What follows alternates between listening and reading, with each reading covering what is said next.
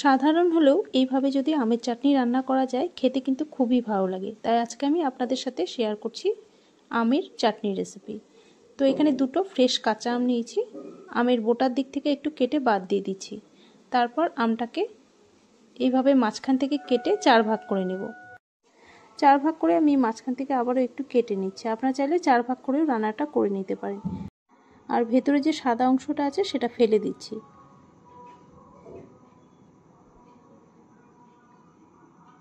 তো এইভাবে আমি আমটাকে কেটে নিলাম আর খোসা সমেতই কেটে নিলাম। খোসা সমেত যদি আমটাকে রান্না করা হয় খেতে বেশি ভালো লাগে। তবে আপনারা চাইলে খোসা ফেলেও কিন্তু রান্নাটা করে নিতে পারেন। আমগুলো কেটে নেওয়ার পর ভালো করে এখন আমটাকে ধুয়ে নিতে হবে। খুবই সহজ, বেশি ঝামেলা না করে আজকে একদম সহজভাবে আমি এই আমের চাটনিটা তৈরি করে দেখাবো। তো আমটাকে ভালো করে ধুয়ে নেওয়ার পর এখন অন্যদিকে কড়াই বসিয়ে দিচ্ছি। কড়াইতে আমি দিয়ে দিচ্ছি প্রায় বড় 1 চামচের মতো সর্ষের তেল। আপনারা সাদা তেলও দিতে পারেন। একটা শুকনো লঙ্কা ফোড়ন দিয়ে দিচ্ছি আর অল্প দিয়ে দিচ্ছি হলুদ সর্ষে। কালো সর্ষেও এখানে দেওয়া যেতে পারে। সর্ষেটা যখন একটু ফুটতে শুরু করবে তারপর কেটে রাখা আমগুলো দিয়ে দেব।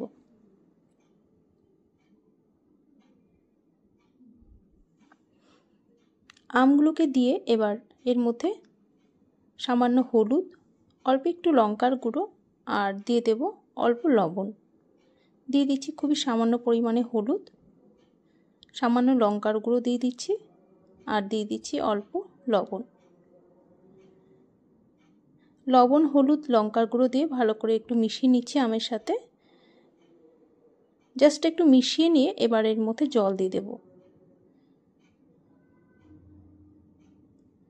জল দিয়ে ভালো করে নেড়েচেড়ে এবার ঢাকা দিয়ে একটু আমটাকে সেদ্ধ হতে দেব। খুব বেশিক্ষণ কিন্তু ঢাকা দিয়ে রাখলে পরে আমটা বেশি নরম হয়ে যাবে আর ভেঙে ভেঙে যাবে। তাই বেশি না, 2 মিনিটের মতো একটু ঢাকা দিয়ে রাখছি। এইভাবে আমি লম্বা লম্বা করে কেটে নিয়েছি আর এটা যদি একটু গোটা ভাব থাকে দেখতেও ভালো লাগে। তবে আমটা আমার এখানে একটু বেশি সেদ্ধ হয়ে গেছে, আপনারা হয়তো বুঝতে পারছেন। এর থেকে আপনারা আরও একটু কম সেদ্ধ করে নেবেন, তাহলে একদম গোটা ভাব থেকে যাবে আমটা। এই সময় আমগুলো খুবই ছোট থাকে আর এরকম পাতলাই চাটনিটা কিন্তু ভালো লাগে খেতে এই সময়। তাই এইভাবেই পাতলা করে নামিয়ে নেব চাটনিটা। আমটা যখন একটু সেদ্ধ হয়ে আসবে তারপর এর মধ্যে পরিমাণ মতো চিনি দিয়ে দিতে হবে। এই আমগুলো খুবই টক ভাব, তাই এর মধ্যে বড় 5 চামচ আমি চিনি দিলাম। তবে আপনারা চিনিটা কম বেশি করে নিতে পারেন, যে যেমন মিষ্টি খেতে পছন্দ করেন। চিনিটা যখন পুরো গলে যাবে তারপর নামানোর আগে সামান্য একটু বিট লবণ দিয়ে দেব। বিট লবণ দিলে এই চাটনির স্বাদটা কিন্তু আরও বেশি ভালো হয়। যেহেতু এর মধ্যে আমি কোনো গুঁড়ো মশলা বা ভাজা মশলা কিছু দিচ্ছি না, এইভাবেই চাটনিটাকে নামিয়ে নেব। তাই সবশেষে যদি একটু বিট লবণ দেওয়া যায় খেতে খুবই ভালো লাগে এই চাটনিটা। ব্যাস, তাহলেই তৈরি হয়ে গেল একদম সহজ সাধারণ এই চাটনির রেসিপি। সাধারণ হলেও স্বাদ কিন্তু খুবই ভালো হয়। তাই এইভাবে যদি না বানিয়ে থাকেন একবার বানিয়ে দেখুন, আপনাদেরও আশা করি ভালো লাগবে। আর আমার আজকের রেসিপি যদি ভালো লাগে প্লিজ লাইক, শেয়ার এবং সাবস্ক্রাইব করতে ভুলবেন না।